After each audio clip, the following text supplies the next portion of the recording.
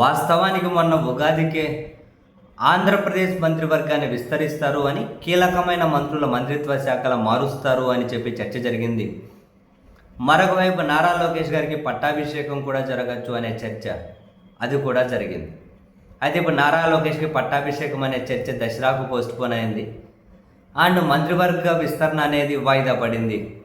ఆ వాయిదాకు కారణం కీలకమైన మంత్రిత్వ శాఖలో మార్పు చేర్పుల్లో కొన్ని తొలగింపులు, కొన్ని యాడాన్స్ మరికొంత కసరత్తు చేస్తూ ఉన్నారు అనే చర్చ అయితే స్టార్ట్ అయింది. అండ్ అదే సమయంలోనే కేంద్ర మంత్రివర్గాన్ని పూర్తిగా పునర్వ్యవస్థీకరించబోతూ ఉన్నారు. పార్లమెంట్ సమావేశాలు అయిపోగానే, 4 రాష్ట్రాల ఎన్నికల అయిపోగానే పూర్తి స్థాయిలో కేంద్ర మంత్రివర్గాన్ని కూడా పునర్వ్యవస్థీకరించబోతూ ఉన్నారు. ఈ క్రమంలో అది అయిన తర్వాత రాష్ట్ర మంత్రివర్గాన్ని పునర్వ్యవస్థీకరించాలని నిర్ణయం తీసుకున్నట్లుగా అయితే చర్చ జరుగుతూ ఉంది. ఇటువంటి పరిస్థితుల్లో తెలుగుదేశం పార్టీ మీడియాలోనే, తెలుగుదేశం పార్టీ పత్రికల్లోనే కొన్ని ఆసక్తికరమైనటువంటి కథనాలు రాసుకుంటూ వచ్చారు. ఆ కథనాల ప్రకారం అటు తెలంగాణలో ప్రస్తుతం మంత్రిగా ఉన్నటువంటి కిషన్ రెడ్డి గారి మంత్రిత్వ శాఖను మార్చబోతున్నారనేది ఒకటి వీళ్ళ కథనాల్లో కీలకమైనవి. అండ్ ఆంధ్రప్రదేశ్లో కేంద్ర క్యాబినెట్లో టీడీపీకి ఒకటి అదనంగా, బీజేపీకి మరొకటి అదనంగా ఆంధ్రప్రదేశ్ నుంచి మంత్రులుగా అవకాశం రాబోతుంది.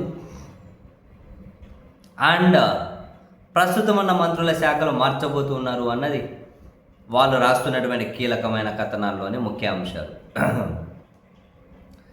ఈ ప్రకారం ప్రస్తుతం ఉన్న మంత్రులు రామ్మోహన్ నాయుడు గారి మంత్రిత్వ శాఖ మార్చబోతూ ఉన్నారు అని, ఇంతకుముందు వాళ్ళ తండ్రి గారు నిర్వహించిన కేంద్ర గ్రామీణాభివృద్ధి శాఖ రామ్మోహన్ నాయుడు గారికి అప్పగించబోతున్నారని టీడీపీ మీడియాలో కథనాలు. అండ్ మరో సహాయ మంత్రిగా ఉన్నటువంటి పెమ్మసాని చంద్రశేఖర్ గారికి ప్రమోషన్ దక్కబోతుంది. స్వతంత్ర హోదాగా, అంటే అప్పుడు చిరంజీవి గారు స్వతంత్ర హోదాతో మంత్రిత్వ శాఖ నిర్వహించారు కదా, అట్లా స్వతంత్ర హోదాతో పెమ్మసాని చంద్రశేఖర్ గారికి మంత్రిత్వ శాఖ దక్కబోతోంది అని.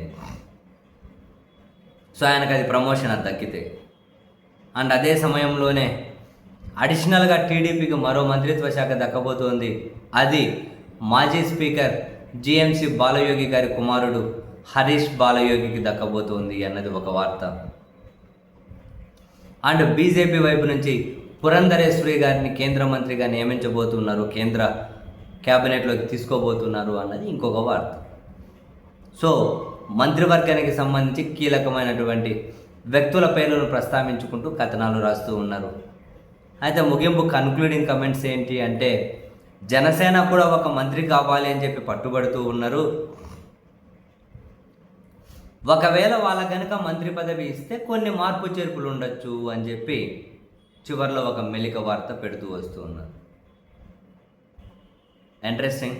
పెమ్మసాని చంద్రశేఖర్ గారికి ప్రమోషన్, పురంధరేశ్వరి గారిని కేంద్ర క్యాబినెట్లో తీసుకోవడం, రామ్మోహన్ నాయుడు పౌర విమానయాన శాఖలో తీవ్ర విమర్శలు ఎదుర్కొన్నారు.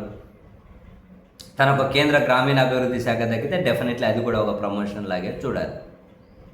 మరి టీడీపీ పత్రికలు రాస్తున్నటువంటి కథనాలు నిజమవుతాయా ఏమో చూడాలి.